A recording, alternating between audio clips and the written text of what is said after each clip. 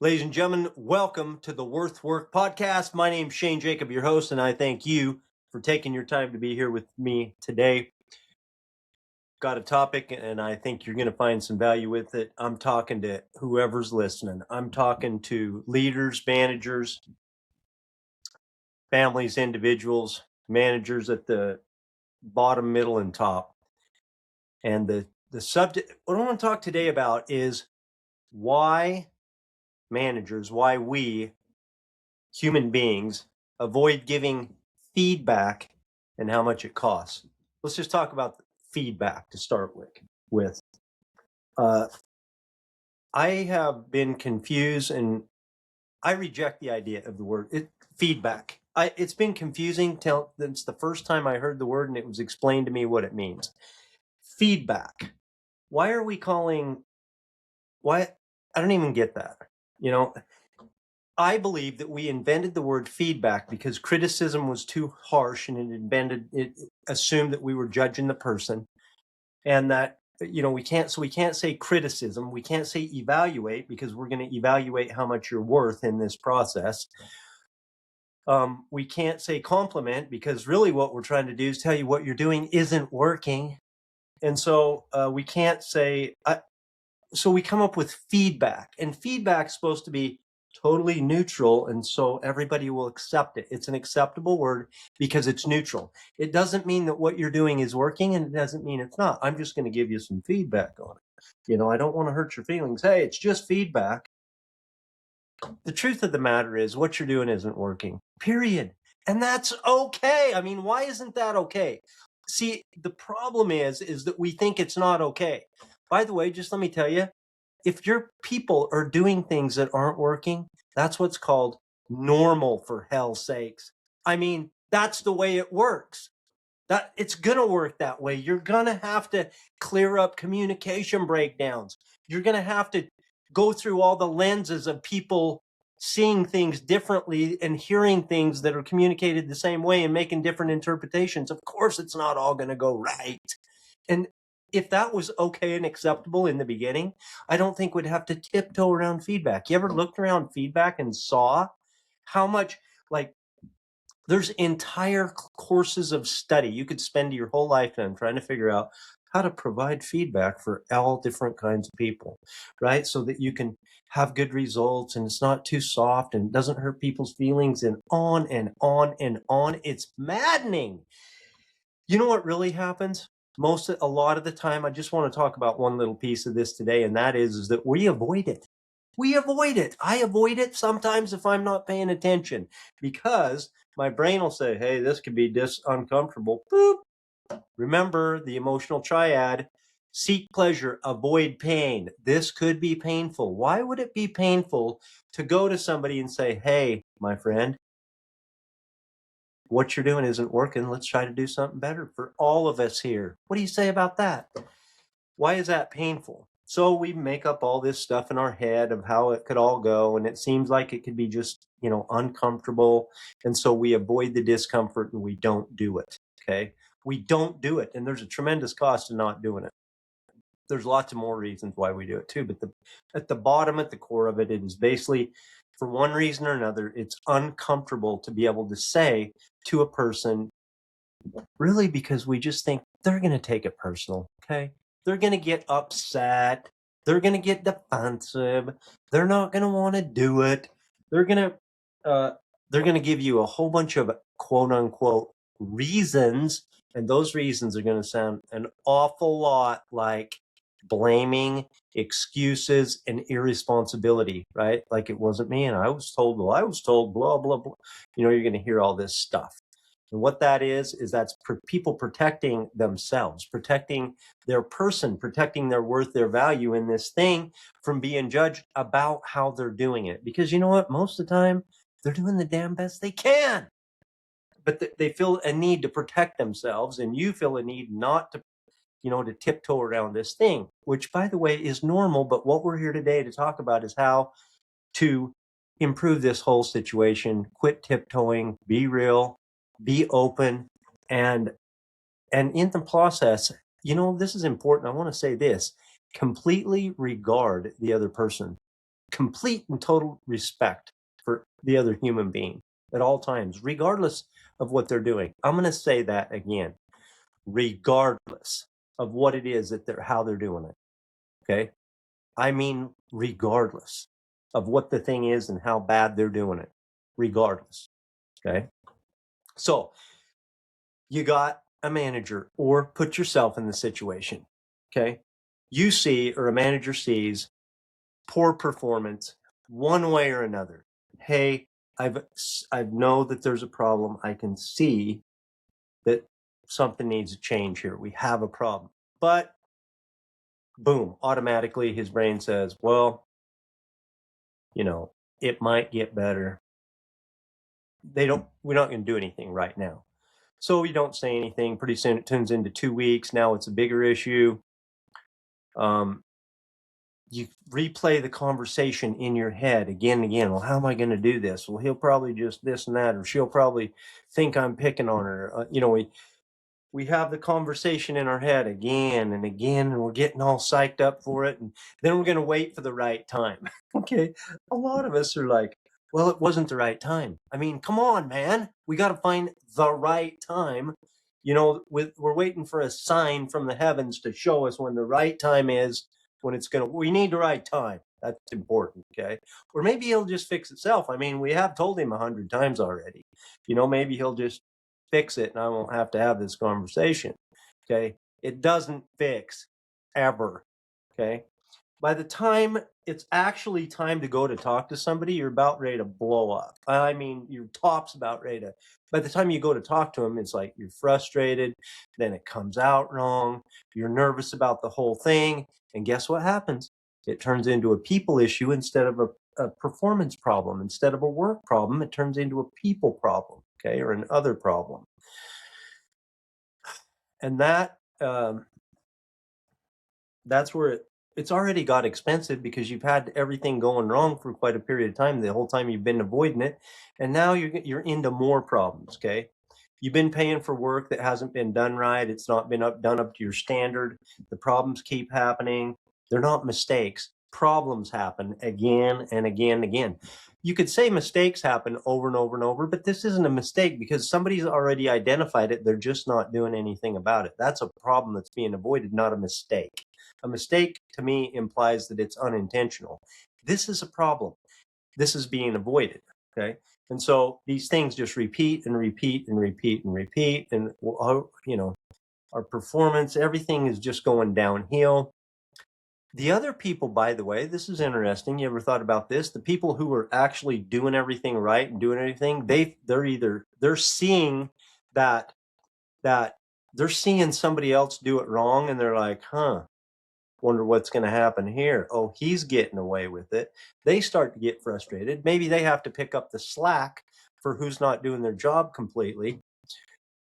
Really slowly, the standards just start to go down across the entire damn company. Okay. And your managers start to lose credibility because they're not judged as leaders in the situation. Okay. And that's the truth. To me, it's black and white because I see it in horsemanship. I also see it, horses help me see it with people in running my own companies, which I've done for 30 some odd years. The same thing is true with horses. And it's helped me to clarify, to see what I'm seeing, because I see it in horses. Horses look for leaders. They look for leaders. And if you're not being a clear leader, they'll take over and be the leader. And then if you don't have like consistency in your, what am I going to call it? I guess I'll call it feedback, even though I don't like the word. I'm going to call it in your corrections, in your change orders, corrections, in your evaluations. I mean, some people don't like that word because it sounds, so bad, but let's just evaluate what's happening here and see if we can make it better. So if you're inconsistent on who you give quote unquote feedback to, or how you go about doing it, then you can have HR problems and lawsuits and, you know, people are really getting defensive, and you have a lot of emotional conversations and rumors, and then you have conflict, and this little problem of what wasn't happened turned into a formal problem, and it gets bigger and more expensive as time goes on. Every delayed conversation is just cost time and money. It costs time and money in the company. It's a big deal. So um, most people look at this and just say, hey, I can recognize that we having a problem in avoiding talking to people. Okay. And I can see that we have a problem, and most people believe that the problem is a communication problem, okay, or a leadership skill or a leadership style or whatever, okay? It's not a communication problem. I can assure you of that. Managers already know what needs to be said. They see the problem. They know what needs to be happened. They're not confused. They're just avoiding it. They're hesitating. They're just not doing it because they're human beings, and we by automatic, unless we override the automatic, we're going to avoid the uncomfortable. So that's why we just don't go and solve the problem. If it was just a skill, they would just go and say something. They'd still speak up immediately. Even if it was wrong, they'd say something, some amount of quote unquote feedback or correction would happen, but it doesn't happen at all. Okay. A lot of the time. So it's not a skill problem. It's not that people, like I said, you can go look, go research on somewhere, anywhere, all the different ways that provide feedback. Okay. There's like volumes and volumes of different theories and methods and systems to get, what they're all designed to do? They're all designed for people to look at their work objectively so that we can fix the problem and move along the course of business that we're trying to accomplish here in this organization, because we're all here to do the same thing. You're not you down there downstream, down at the bottom on the front lines, if you will, and me up here up the castle on the top of the hill. We're all here for the same reason. Okay.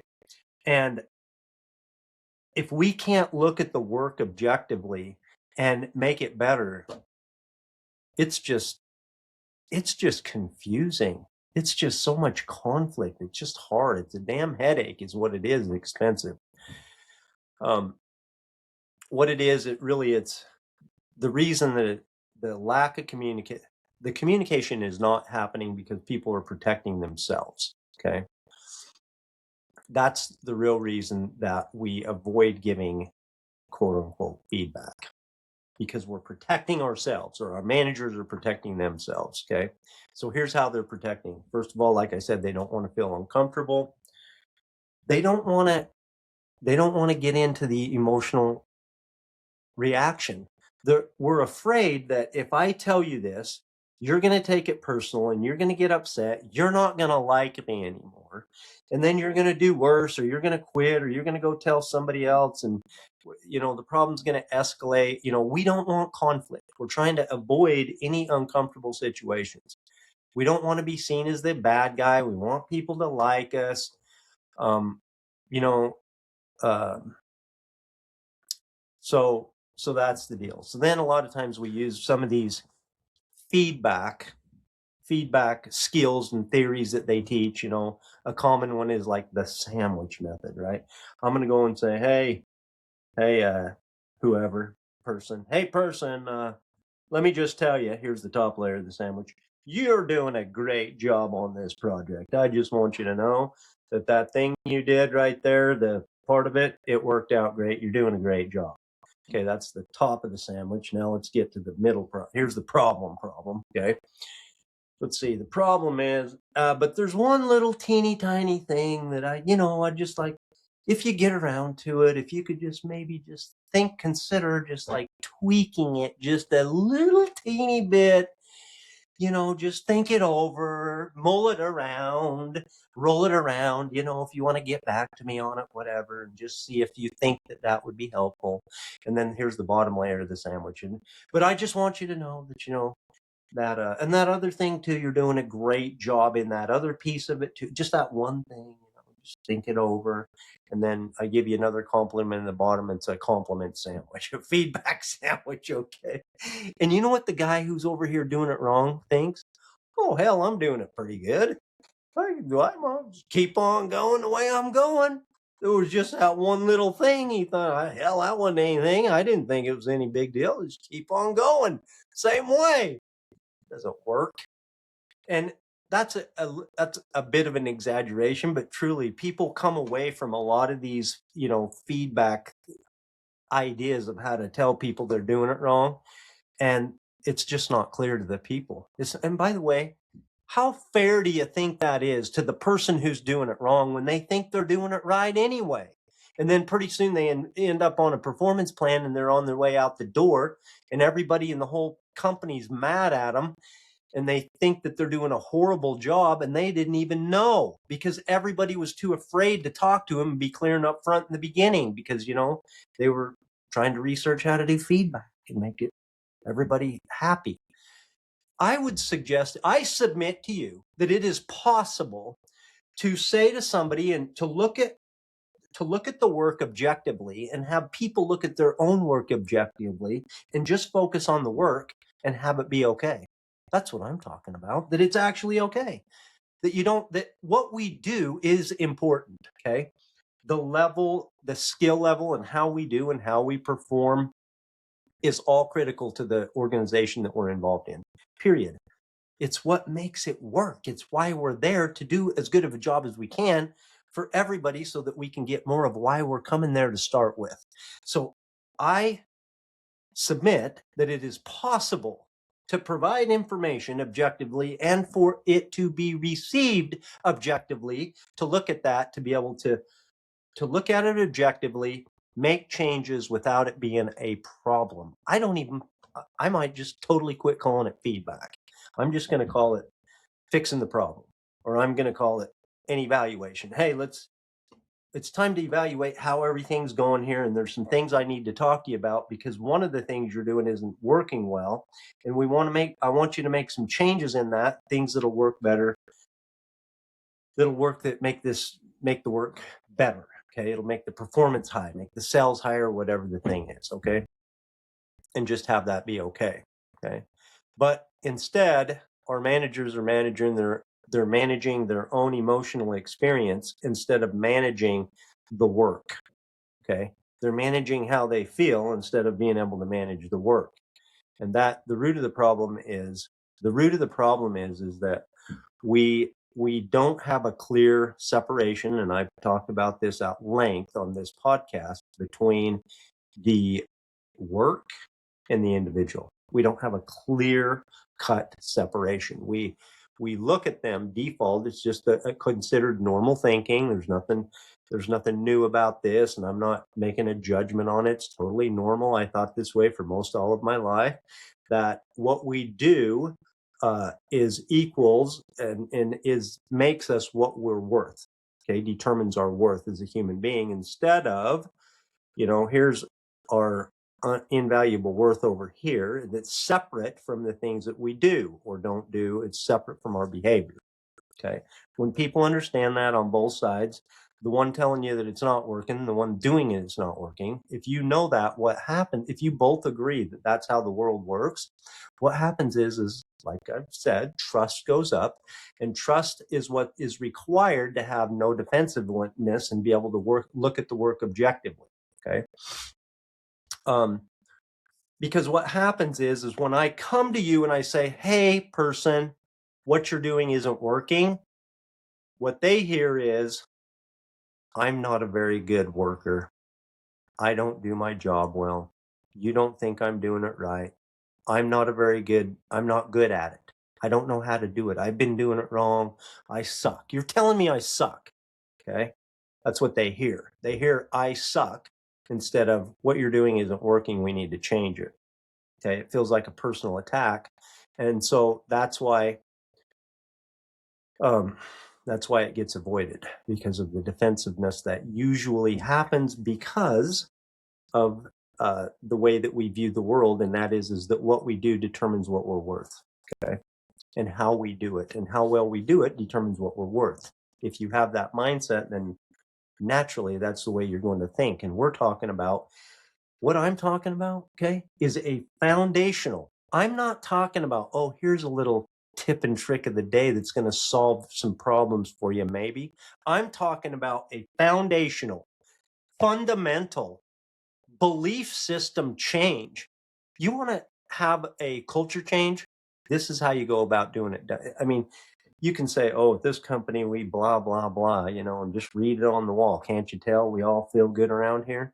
Well, if you want to have true, the kind of culture that you really want, which is a culture with high trust, I'm telling you how to do it. Fundamentally, these are the concepts that this is the worth work principle, okay, in the worth work system. Because without it, like I said, the quote unquote feedback, what happens when I go to tell you it's not working, I soften it up so much that it's just unclear. You don't really know what the message is, and so therefore you can't improve. So everything keeps not working out well. Feedback and correction and evaluation feels personal to people, okay? And it feels personal to the people who are trying to make the correction, and that's why we avoid it. And that's why it's avoided in your organization right now, and that's the problem, okay? Like I said, that is exactly what I do. That is the worth work system, okay? And the worth work principle, which is judge the work and protect the person. The value foundation is that every human being is 100% valuable. Performance is performance is not all 100%. I mean, that we judge the performance, okay? Perfect person, imperfect work, okay? And then, like I've said, the separation skill is part of the worth work system, where we literally, in our minds and how we go, and literally how we go about talking to people and doing things here, is we don't use language that is a judgment against the person. We only use language to judge the work. And not only, it's more than the language, but that's a part of it, okay? But we separate what we do with who we are, because behavior and identity are not the same, okay? We've just, we haven't, no one teaches that. You don't learn that in our lifetime. It's just accepted that what we do defines who we are, okay? And I'm suggesting not. And I'm suggesting that it's a better way. It'll enhance your way of life, inside and outside the workplace. This is self-reliance in action, okay? Because at this point, with the worth work system in place, I can come up and now I can say, hey, person, love you, man. You can't really say that at work, but I mean, in a lot of places, in a lot of circumstances. I'm not recommending that. I'm just saying the mindset is, hey, person, just know I hold you in perfect regard. This has nothing to do with you personally. What I want, I'm here just to talk about the work. That's a little reminder that, hey, that triggers you to, oh yeah, that's how we do things here. Because we need to have that reminder, because this is not going to be normal. It's going to take a lot of practice thinking about separating before it's going to become a default. For a lot of us, we've been thinking that way for a long, long, long time. But now I come up and I say, hey, totally respect you. This is not about you. Just wanted to say that up front, because, that's the way we roll here. And I do think that about you and everyone, and that we know that. That's a little reminder. It's a little preface before, and that's my preface. This is not a sandwich. I'm just saying, hey, I hold you in perfect regard. Now we need to take a close look at the work, because the work isn't working. And now, if you accept that and you believe that, the trust is high enough, you're like, yeah, okay, thank you. Also respect you and the job that you have to do to make sure that that we're getting the results everywhere here in this team. So let's take a close look at and I can do it. I can be open. I can be teachable. I can be humble. Now, humble is strength to me. I mean, I think humility is extremely a word that's misunderstood, but humility means that I am strong enough to be open enough to look at my doing, to look at my behavior objectively. Now, if I can do that and you come to me and say, hey, this isn't working, I can say, you know, I hold you in high regard, also perfect respect. Thank you. And I can take a look at this and I can look at my stuff and say, hey, tell me what's not working. Let's take a look at this and see what I need to do to make this whole thing work better for all of us. I am totally open and totally teachable and totally unencumbered by what it's going to mean about me, because it doesn't mean anything about me. You know, the truth is, most of the time, our leaders and managers are solid anyway. They're not blaming us personally for this and that and the other. A lot of them, some of them are, but a lot of them are not. A lot of it's not intended personally anyway. It's just normal and natural with normal thinking to think that way until we have a new way of thinking and a new belief system. Once that belief system is installed in an organization, that's when magic starts happening, my friends. Truly. I mean, you can not believe how much time and, just what it feels like. I mean, yeah, you're going to save a lot of time and tons of money. And that's fun too, but it feels better. It feels better. I mean, it's real. It's not like, oh, there's more energy here. Oh, blah, blah, blah. People respect each other for real. It's quite incredible. Before, where you're having like managers like making little hints, hoping somebody, they're like chucking balls in the air and hoping somebody will like catch one over there, or you soften everything to where it's so soft nobody's knows what the hell you're talking about, or you're just simply avoiding it and delaying the conversation. Like, hey, we got a couple of small things here we just need to clean up, and what the employee thinks is, oh, everything's fine, so they don't really change. And then everybody's more frustrated, to where you can, with the work system, you can just say, hey, here's an example. Hey, this report is late, it's incomplete, and it doesn't meet the standards, and I need you to get this fixed by tomorrow. And what the employee hears is, oh, wow, this is late and it doesn't meet the standard, and I need to get this done by tomorrow, and I'm going to go ahead and do that without a whole bunch of extracurricular nonsense. That it's not nonsense, because it's normal thinking for the way that we've been conditioned to think in our lives and our culture, and 99% of people think this way. Okay. But with this system, you can openly and objectively be able to look at that and have it be okay that your work's not okay. I mean, it has to be okay. We treat the fact that we do things wrong sometimes like it's a big new, an earth-shattering piece of information. Oh, hey, I did this wrong. It's like you're making an indictment on yourself. So part of this is we all have to agree that sometimes we're going to do things that are not going to work. And that has to be okay. We're not even going to judge ourselves on it, because that doesn't help either. Oh, I suck. Then you start thinking that. What does that feel like? You think your work's going to get better? Ain't happening. So it has to be okay. And that's another shift or belief change that we practice thinking in this organization with the work system that says, sometimes we're not going to get it right. We're going to do it wrong. It's going to be late and incomplete, and it's not going to fit the standard, and we're going to have to do it by tomorrow. And by the way, that's going to have to be okay. Not acceptable okay, but it has to be okay.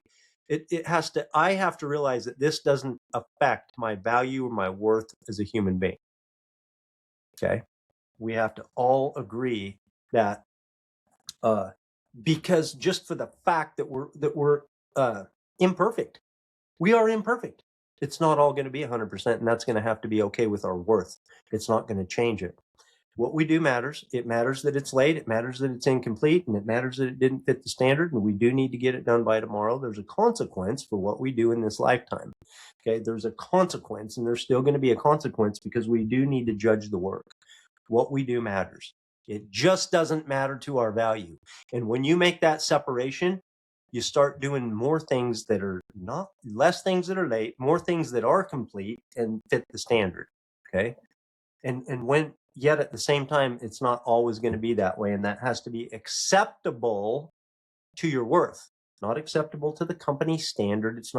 This doesn't justify poor behavior in any way. It doesn't absolve any responsibility or any of that. It just says it doesn't affect my worth as a person. So I am open and available. I've given myself the ability, I've given myself the capacity to be able to change it without making it mean something about me. Okay. So now I can have clear judgment of the work. I know that there's no attack on the person. There's no emotional confusion. I have immediate clarity on what the problem is so we can correct it faster. We have less defensiveness. Defensiveness goes down, down, down, down, down as trust goes up, up, up, up, up. The performance is going up. And so where we had delayed quote unquote feedback and we had these same problems happening again and again and again, we have all these emotional conversations trying to manage the emotions of other people, which is, well, impossible. We have frustrated managers, frustrated people, disengaged high performers because they're upset because they see what's happening with other people. With the work system, we have immediate and clear feedback. We have consistency in standards. We have reduced emotional reactions. Okay. We have faster improvement, stronger accountability. We have more trust in our organization. Okay. That's the key. And what that equals is less wasted payroll. It's higher output and it's less turnover risk and fewer HR issues. Okay. Seriously, teams can be leaner, expectations can be higher, and margins are better.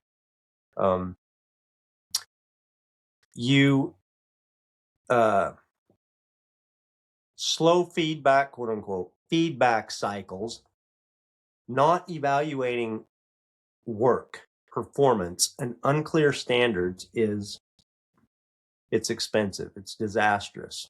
Poor performers end up sticking around way too long. Strong performers lose their motivation, and at the very best you're going to flatline for a minute, but you're going to start, things are going to start going downhill pretty soon. You start getting behind in a hurry. If you in your organization see yourself avoiding giving feedback, or you see your managers avoiding feedback, you don't have a communication problem. Okay. You don't have a skill problem and an understanding problem. You have a performance problem, that's getting more and more expensive every week. And that is exactly what I train inside of organizations. If you want a team that can handle feedback, that can be accountable without all the drama, then that is what I do. That is what the work system is all about. I hope that you've been able to take a couple of ideas from this conversation and see what's happening, the little nuances of what we think about these quote unquote difficult conversations, and know that there's an answer where they don't have to be difficult. The trust can be higher. At the bottom line of this is that what has to happen, one of the things that has to happen in the work system is that we respect each other more. Okay. A lot of it has to do with respect, in that we work towards we always hold everybody in high regard at this company, regardless of what they do. And that can be difficult to learn and to practice, to always hold people in perfect high regard. Okay. Now, that's not a perfect science either. But what we do is we say, well, there is a no tolerance policy for non-repair. What that means is we endeavor to hold people in perfect regard at all times and be perfectly respectful and non-judgmental about people, regardless of what they do at all times. But when we fail, when we cross a line, when we do a reaction that is judgmental, when we say something that is judgmental, we have a zero tolerance policy for not fixing it and making it well. What does that mean, Shane? That means that we require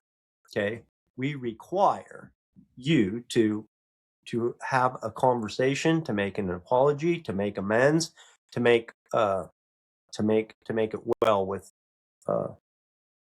whatever the comments or words or whatever the thing is that you did that was judgmental. Okay, that you must do that, because we all here are endeavoring to hold everybody in perfect regard at all times. That's really the root of it, and we must be able to do that. And that, because the more that we practice doing that, it doesn't take very long and the trust really shoots up. And that's the key to defensiveness going down. Thank you again, my friends, for being with me. Remember, my friends, your value, regardless of what you do, and regardless of what you don't do, and regardless of what has been done to you, and regardless of what will happen to you in the future, there is nothing that you can do or that someone can do to you that will affect your value. Your value is non-negotiable. Stay with me.